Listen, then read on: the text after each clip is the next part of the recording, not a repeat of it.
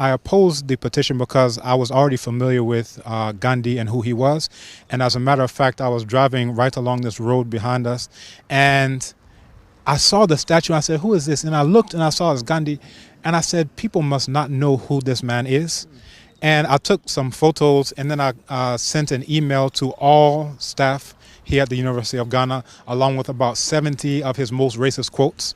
Not a few, but like about 77 of his most racist quotes to everyone on campus.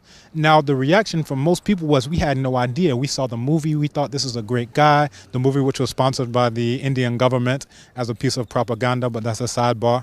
But most people had no idea, much less had they researched and read. Now, the complete works of Mahatma Gandhi, or as we prefer, Mohandas Karamchand Gandhi, is out there.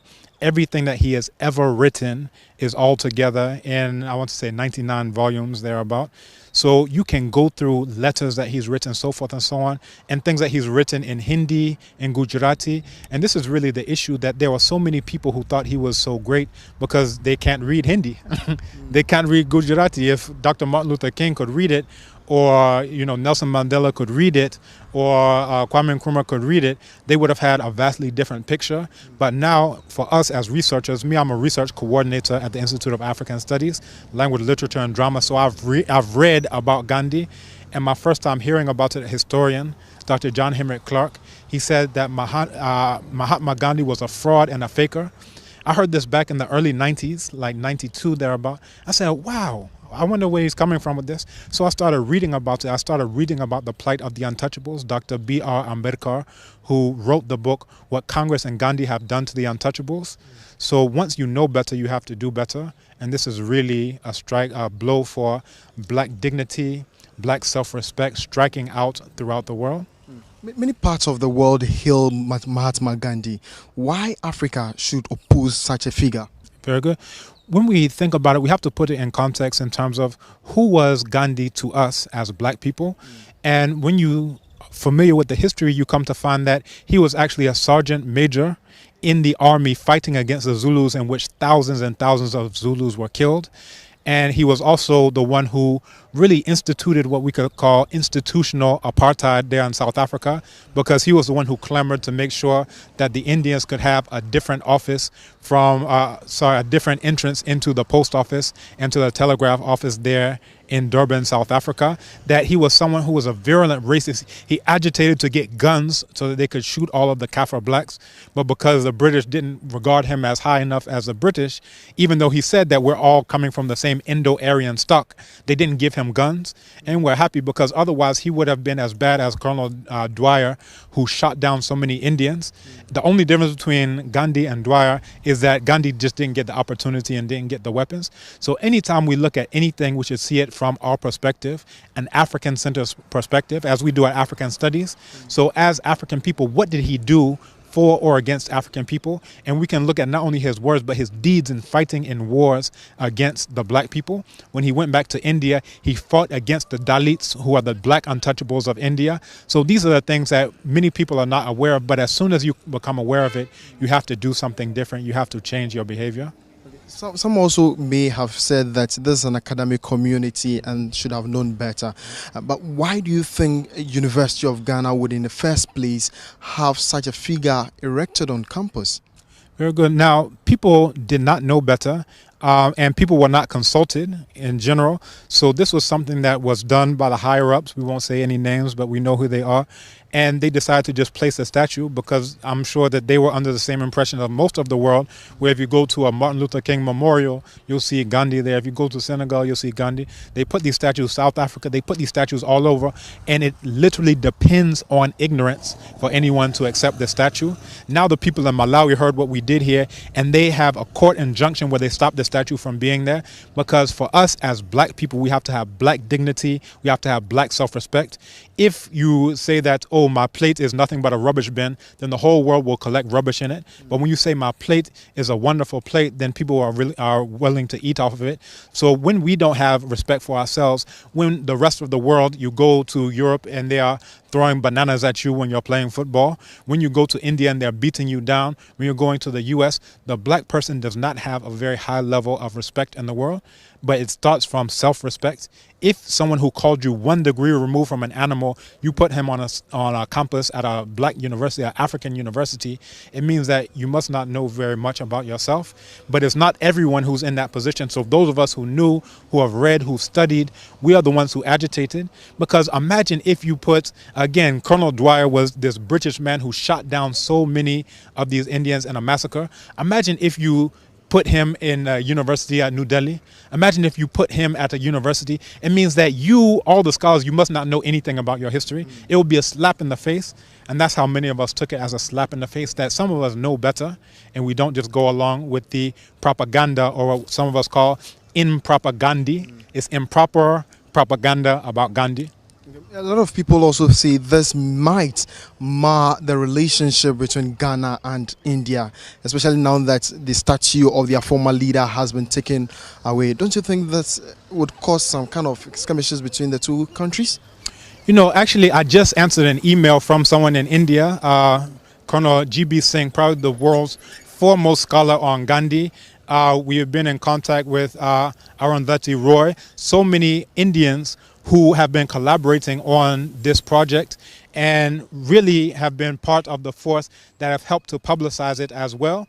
Now, what this means is that you have in India, India is not as united as you may think. That you have castes, right? So you have the Brahmins, you have the Kshatriyas, you have the Vaishyas, you have the Shudras. So all of these are the castes that are part of Hinduism on the simple scale, because even in that you have subgroupings. So Gandhi himself was Banya, which is a subcaste of the Vaishyas. Now, even outside of that, you have the outcasts, you have the Dalits, you have the untouchables, the black untouchables of India. And these are the ones who are downtrodden. So the people of India, there are so many Indian groups, some who have even done videos that are up online supporting us in this, that there are some who have been downtrodden ever since these Indo-Aryans have been crushing them on the basis of they consider themselves to be white, and they know that the indigenous people there are black. And that's part of why when black students like yourself go there to study, they're beaten to death. A man in Congo was beaten to death in broad daylight in India. Why? Because they treat black Africans the same way they treat their indigenous black people there. You understand? And again, Dr. B.R. Ambedkar said that Gandhi was the worst enemy of the untouchable people. So I want you to put these things in perspective. So it's not all of India, it's these upper caste Hindus who have been impressing the black people there in India. So we should not get it marred. So if you have upper caste elites here who are connected to those upper caste white Indo-Aryans, we have to start now questioning these elites. What are you doing, you know, in that relationship with them?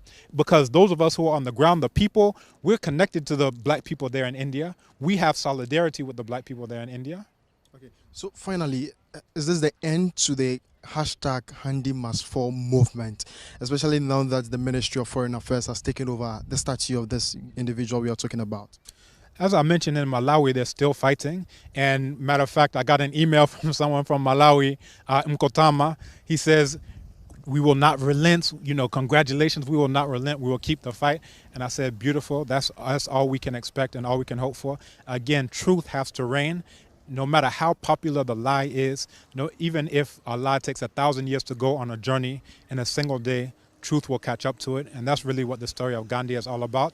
And I'm aware that the government of India has a program through soft power where they're trying to put these statues, they've commissioned this as a government to put these statues of Gandhi all around the world. And we can look at it as their proxy war with China for soft power. If you remember the border dispute that just happened last year, that China is very heavy in Africa, because everyone knows, except for Africans, that whosoever controls Africa controls the world. All of the coltan for your phone to work, the blood diamonds, the uranium that powers France, every single thing that you can imagine, whoever controls Africa controls the world. So we have to now look at this. India is the one who built Flagstaff House, which is now again Jubilee House. They said that they would give $200 million to make a new parliament building. So what they're saying is that we've bought your president and we've bought your parliament. This is what they're trying to tell us. And then I saw Nanado, who was standing there with a check for $1 million to renovate right after this Gandhi situation came in. So we have to now question this. Are we just going to be pawns in a proxy war with China and India? Because everyone is coming here. The U.S. is coming here with a military base. the British, Francophonie, we're hearing all these things. Everyone is rushing to Africa, but many of our youth are rushing across the Sahara Desert to the Mediterranean. What do all these people see that we do not see? What type of education are we getting here if all of our students, our young people, have an unemployed graduate association and can't understand that we have to come together as black people, regardless of location, for black issues of black dignity and black self-respect?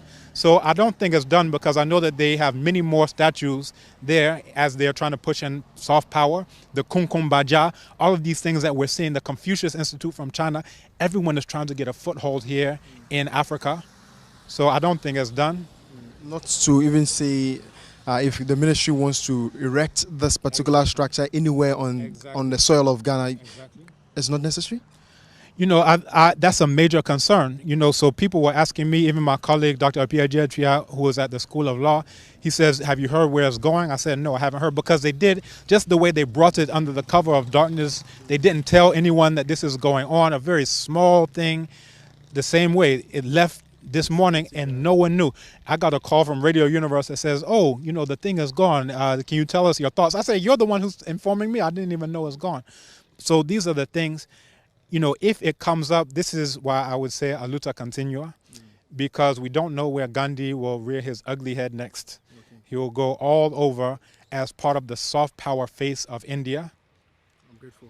But finally, I want you, pick your thoughts on how a security guard was put in here to, guard the statue. This is an excellent question. Now, on campus, things are not always peaceful. That we've had women who have been attacked on campus. It's not rampant, it's generally a peaceful place, but there were no security guards given to every single woman to protect her. These are real life African women, you understand? But meanwhile, an inanimate object, a statue, has 24/7 security. What does that tell you about what I was saying before about respect? How can anyone in the world respect someone who would do something like that? You don't value your own people, the black people who are the Africans, continental Africans, who are being beaten to death right there in India. Ministry of Foreign Affairs, we haven't heard anything from them about that to date. I check the news all the time. I've studied about India. I've read about the untouchables for decades now. You understand? But I haven't heard anything protesting either the plight of the Dalits, the black untouchables there, or about the African students who are getting beaten every single day because they're getting the same treatment that the indigenous black people are getting there. So I would just say, in short, if I can be short on this issue, I think it's a travesty. You understand that you have 24/7 security on an inanimate object.